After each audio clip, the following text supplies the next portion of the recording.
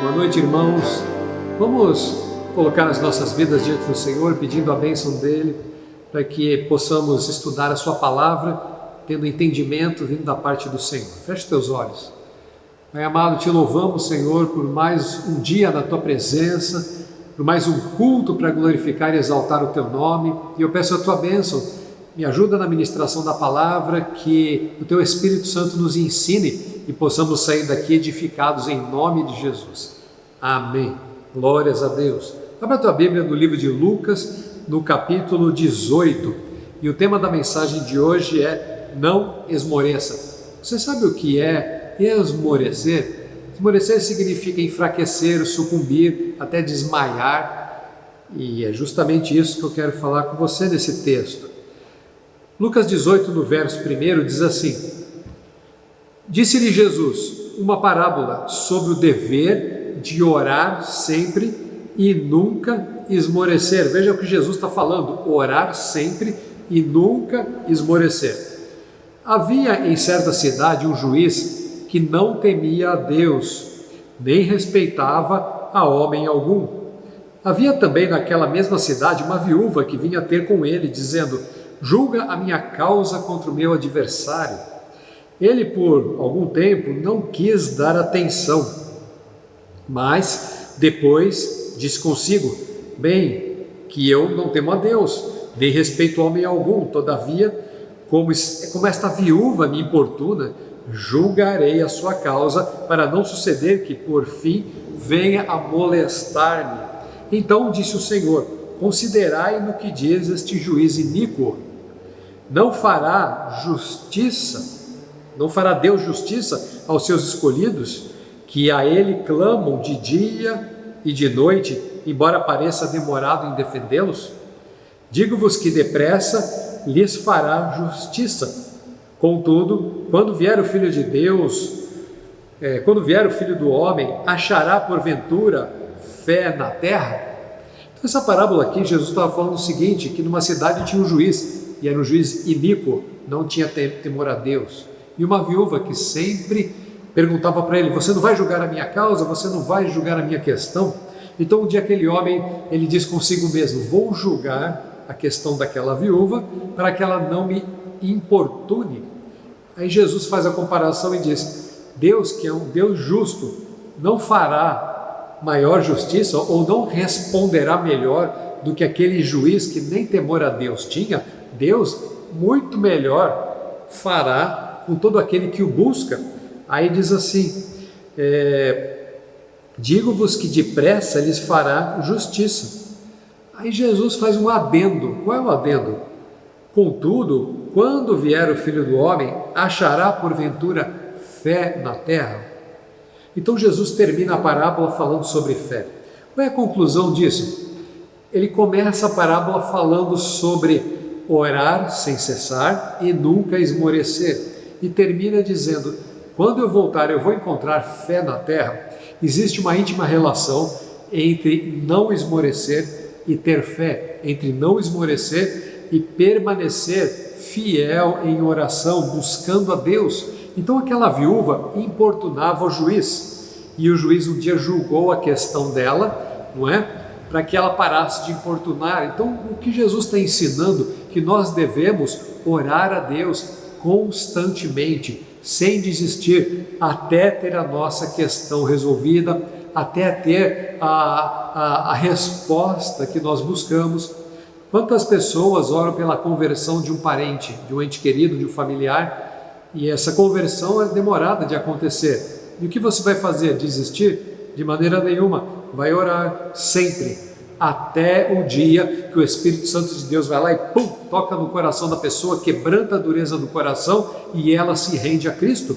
A intercessão, ela fica batendo ali sobre aquela questão até que o poder de Deus vem fazendo uma transformação. E é isso que Jesus está ensinando, de orar sempre e não esmorecer. Esmorecer como? Na fé, esmorecer na oração, esmorecer na perspectiva de que Deus vai dar uma resposta. Às vezes alguém pensa assim: orei, Deus não respondeu, então deixa para lá, vai ver que Deus não quer me responder, vai ver que Deus não está me dando ouvidos. De maneira nenhuma. O Senhor, Ele sempre atenta e responde dentro do tempo e dentro do propósito dEle. Então o Senhor fala: quando eu voltar, vou encontrar fé na terra? Ou seja, encontrarei pessoas perseverantes que vão estar com fé em oração?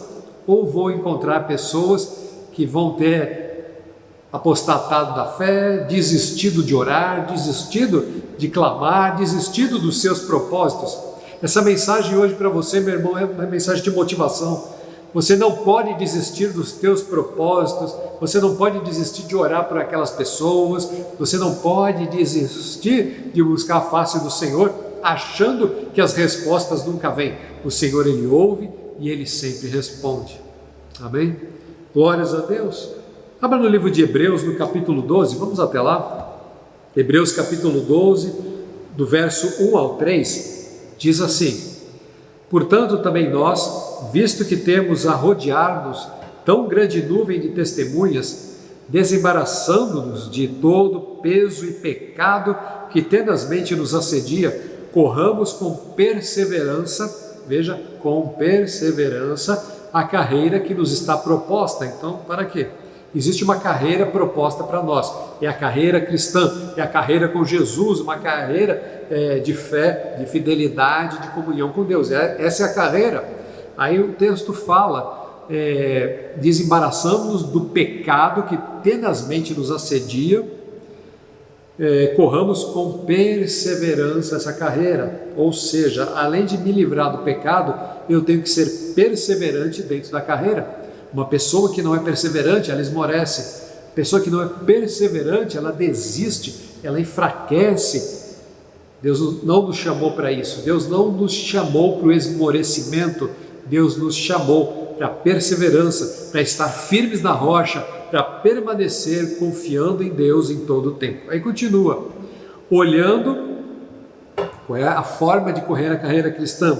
Olhando firmemente para o autor e consumador da nossa fé, Jesus, o qual em troca da alegria que lhe estava proposta, a alegria porque estava no céu, na presença do Pai, não olhando para a alegria que estava proposta, suportou a cruz, não fazendo caso da ignomínia, e está sentado à destra do trono de Deus. Considerai, pois, atentamente aquele que suportou tamanha oposição dos pecadores contra si mesmo, para que não vos fatigueis, desmaiando em vossa alma. Então presta atenção aqui, esse desmaiando é o sinônimo de esmorecendo. Então Jesus passou o que passou, pagou o alto preço que Ele pagou, para que eu e você não venhamos a desmaiar na nossa alma. É isso que está dizendo. O que é desmaiar na alma? É enfraquecer e abandonar a fé, é enfraquecer e deixar de acreditar que Deus continua sendo poderoso, que Ele tem controle de todas as coisas e que a tua vida está nas mãos do Senhor e Ele fará tudo aquilo que for necessário para te abençoar. Então, como é que eu faço para ter essa fé? Olhando firmemente para o autor e consumador da minha fé, que sofreu e pagou o preço para que a minha alma não desmaie. Então, o que te sustenta firme, o que te sustenta olhando para Deus, correndo a carreira cristã, não deixando o pecado te enlaçar, e não enfraquecendo nem esmorecendo, é Jesus. Jesus Cristo é o sustentáculo da fé. Amém? Glórias a Deus. Abre em Romanos, no capítulo 4. Vamos até lá. Vamos ver o que o texto diz. Romanos 4, eu vou ler o verso 18 até o 21. E diz assim, Romanos 4, 18 ao 21. Abraão, esperando contra a esperança, creu, para vir a ser pai de muitas nações, segundo lhe fora dito, assim será a tua descendência. E sem enfraquecer na fé, olha que tremendo, sem enfraquecer, ele não esmoreceu na sua esperança. Sem enfraquecer na fé, embora levasse em conta o seu próprio corpo amortecido, sendo já de 100 anos, e a idade avançada de Sara, ou seja, Sara estava com a idade avançada, Sara era estéril, nunca teve filhos, e agora Abraão com 100 anos de idade já, sem a capacidade de gerar filhos, a Bíblia diz que ele não esmoreceu na sua fé, ele não deixou de crer, porque Deus lhe havia prometido que lhe daria herança, daria filhos. Então ele estava crendo na promessa de Deus, contra a esperança de que era impossível que ele e Sara gerassem filhos, não é? Mas Deus permitiu que fosse assim. Deus demorou, desde o dia que chamou Abraão até lhe dar o filho, Deus demorou para que Abraão e Sara soubessem. Isso é obra de Deus, foi Deus quem fez o milagre, isso não é obra do acaso. O filho que nasceu não veio fruto do seu relacionamento com Sara, mas foi Deus quem fez isso acontecer, a obra de Deus. Então muitas vezes Deus está demorando a te dar uma resposta, mas é para que você entenda, quando acontecer, a obra foi do Senhor. Qual é o meu papel e o seu? É não enfraquecer na fé e continuar crendo mesmo contra a esperança. O Senhor é Deus e tem controle de todas as coisas. Amém? E assim Abraão conquistou a promessa que lhe havia sido feita. Como que eu fortaleço a minha fé? Botando ela em prática, crendo e esperando. Aí quando acontece o milagre, quando Deus responde, quando as portas se abrem, quando a escuridão clareia, aí nós vamos dizer: glórias a Deus, o Senhor fez, então a minha fé é fortalecida. Mas eu só posso exercitar isso botando em prática. Se eu ficar na dúvida e pensar assim, não adianta eu crer, Deus não vai fazer nada, então eu nunca vou experimentar os milagres da fé. Jeremias, vamos até lá. Jeremias, no capítulo 33, ele diz o seguinte, 33, verso 3: invoca-me e te responderei. Olha o que Deus fala: invoca, clama, ora, me busca, te responderei, anunciar-te-ei coisas grandes e ocultas que não sabes. Me invoca e eu te responderei. Você concorda que Deus não mente? Você concorda que quando Deus fala, Ele cumpre? Então, quando Ele diz, me invoca que eu vou te responder, significa, Deus vai responder a tua oração. Amém?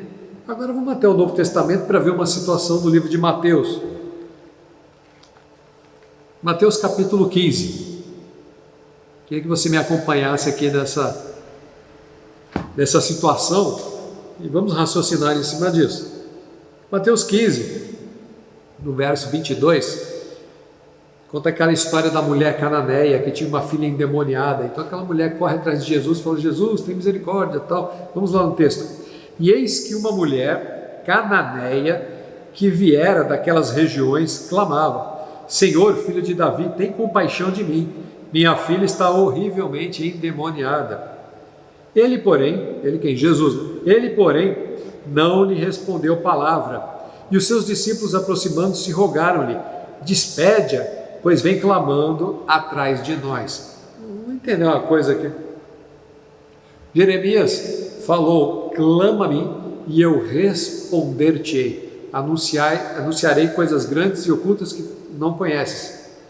Agora essa mulher, ela vem clamando por uma filha que está endemoniada e ela fala: Jesus, filho de Davi, tem compaixão de mim.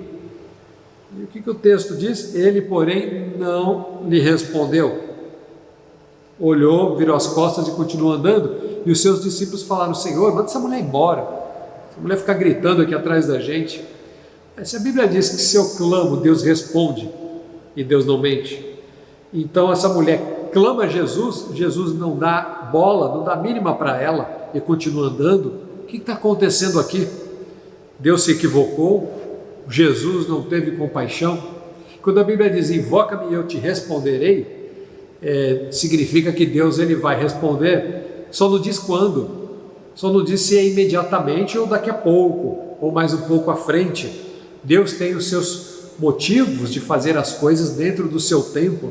E aqui é que está o grande perigo do exercício da fé, porque nós queremos alguma coisa imediata, nós queremos respostas urgentes, nós oramos agora e queremos que Deus fale imediatamente, queremos que amanhã a porta se abra, que amanhã Deus responda através de alguma situação ou de alguém que vem falar conosco.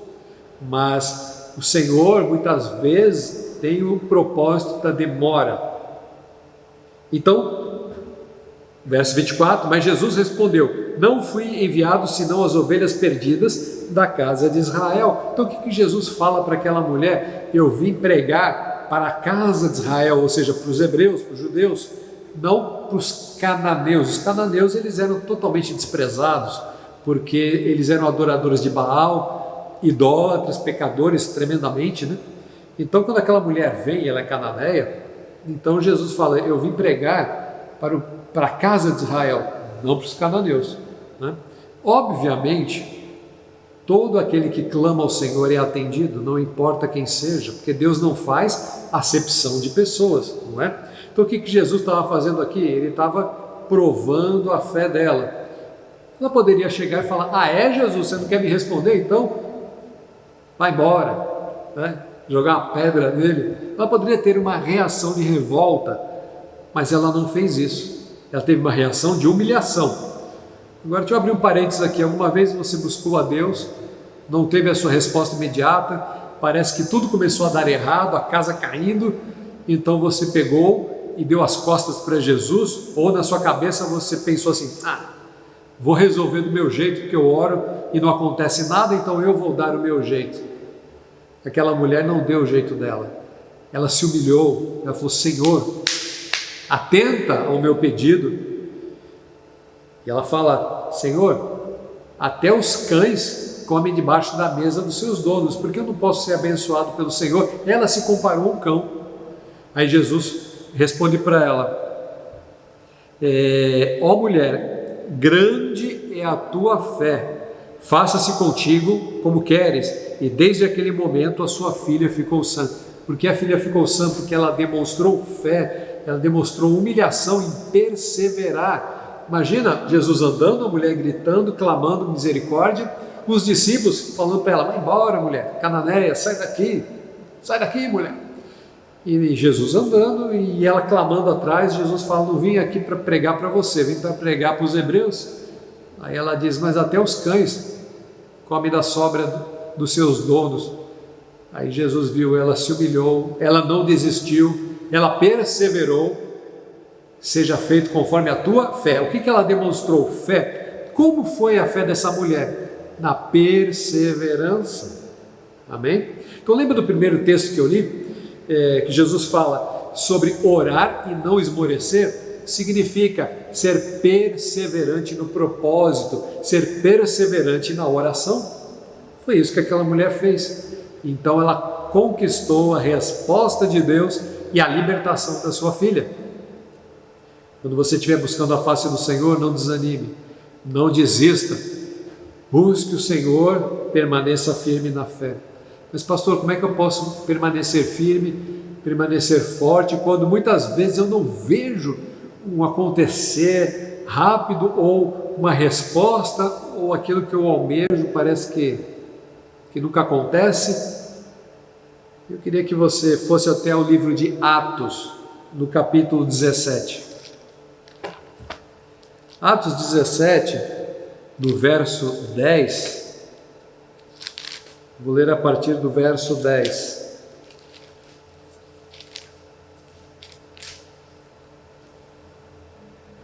Diz assim: e logo durante a noite os irmãos enviaram Paulo e Silas para Bereia. Estou em Atos 17, no verso 10. Logo durante a noite os irmãos enviaram Paulo e Silas para Bereia. Ali chegados, dirigiram-se à sinagoga dos judeus. Onde era Bereia? Uma cidade da Grécia.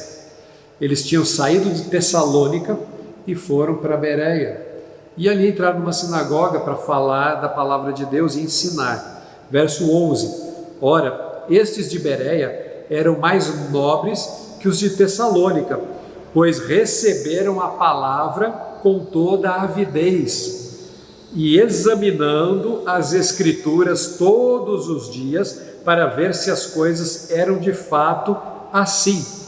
Então, o que o texto está dizendo? Que os de Bereia foram mais nobres. Deus colocou um elogio na Bíblia, elogiou os moradores de Bereia, os bereanos, porque eles foram mais nobres. Por quê? Porque eles conferiam na palavra tudo aquilo que Paulo e Silas ensinavam. Então imagina eles lá na sinagoga falando e pregando, e de repente eles começam a falar de um Jesus que morreu na cruz, de um Messias que viria. Então os bereanos, eles iam lá nos textos do Antigo Testamento, né, que naquela época só tinha mesmo o Antigo, iam lá na palavra de Deus e conferiam para ver se a Bíblia falava de Messias, como esse Messias viria, enfim, eles conferiam se tudo aquilo era verdade. Então eles foram tidos como nobre. Então guarda aí no teu coração, é nobre o que confere a palavra de Deus. Amém? É nobre quem confere a palavra de Deus. Agora olha só o verso 12. Com isso, muitos deles creram, mulheres gregas de alta posição e não poucos homens, ou seja, muitas mulheres e muitos homens gregos se converteram ao Evangelho. Por quê? Porque eles observavam a palavra. Então olha só, qual foi o resultado da observância da palavra? É que muita gente creu. E quando uma pessoa crê, ela está demonstrando fé, não é? Quando eu creio em Jesus, eu estou demonstrando fé em Jesus. Quando eu creio na palavra, eu estou demonstrando fé naquilo que Deus fala. Então, o observar a palavra fez com que a fé trouxesse muita gente convertida. Amém?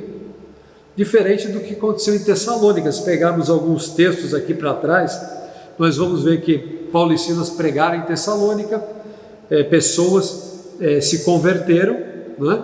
Mas logo na sequência alguns judeus saíram da sinagoga e começaram a persegui-los. Mas os de Bereia, eles receberam a pregação, viram que era verdade através da palavra, e com isso grande número de mulheres e homens se converteram. Toda vez que eu observo a palavra, o meu coração se converte. Toda vez que eu conheço a palavra e exponho a palavra, porque ela tem poder por si só, o poder de Deus está dentro da palavra. Então, quando eu estudo a palavra e eu ensino a palavra, como eu estou fazendo aqui, então essa palavra ela entra com poder transformador no coração de quem ouve. Não é a capacidade da eloquência do orador, mas a palavra que tem poder por si só para fazer transformação no coração daquele que ouve. Então, recapitulando tudo, Jesus disse: não quero que vocês esmoreçam, mas orem constantemente. Aí depois ele fala que temos que olhar para o autor e consumador da nossa fé, que é Jesus, que pagou o preço na cruz do Calvário para que eu não desmaiasse na alma, ou seja, não esmorecesse. Eu não esmoreço porque Jesus me sustenta. Agora, como eu faço para manter esta fé? Observando a palavra. Quando eu observo a palavra, então a minha fé ela é fortalecida. Por quê? Porque eu creio naquilo que Deus fala, eu creio naquilo que Deus me garante. Então, se Deus diz que responde, Ele vai responder. Se diz que Ele faz milagre, Ele vai fazer. Se diz que Ele restaura, Ele vai restaurar. Se diz que Ele tem bênçãos que vão me alcançar, significa que eu estou aqui andando em frente, correndo a carreira cristã, e as bênçãos me alcançarão, elas vêm atrás de mim e chegam até mim. Está escrito na palavra, mas eu só posso crer nisso se eu conhecer. Eu só posso crer se eu ler essa palavra e falar: Senhor, se aqui está escrito, eu vou esperar até que aconteça na minha vida. Amém? Então, quando Jesus diz: eu quero que vocês orem sempre e não esmoreçam, o Senhor está dizendo: persevere em oração, continue crendo, observe a palavra, então as coisas poderosas vão acontecer, em nome de Jesus. Você recebe isso no teu coração? Queria fazer uma oração. A oração é para que o nosso coração esteja cada vez mais fortalecido em Cristo, que quando vier a dificuldade, a luta, não olhemos para a luta, mas olhemos para o Senhor, o autor e consumador da fé, aquele que pode fazer muito mais além daquilo que pedimos ou pensamos. Amém? Vamos orar. Feche teus olhos. Pai amado, nós recebemos o ensinamento da Tua Palavra. Te agradecemos por cada texto bíblico que foi lido e eu te peço, Espírito Santo de Deus, pega essa palavra, faz entrar no coração de cada um, fazendo separação entre alma e espírito. O que significa isso? Trazendo entendimento, colocando fé e tirando incredulidade, colocando uma fé pura e tirando os questionamentos da alma. Que cada um que está me ouvindo seja fortalecido em fé, possa correr a carreira cristã livremente e possa ver o Teu agir e os Teus milagres sobre a vida de cada um. Em nome de Jesus. Amém. Receba essa palavra no teu coração, meu irmão, que você possa viver, como o Senhor disse, de fé em fé e de glória em glória. Se eu ando com fé, eu vejo a glória. Se eu ando com fé, eu vejo a glória. De fé em fé e de glória em glória. Que assim seja com você em nome de Jesus. Que Deus te abençoe.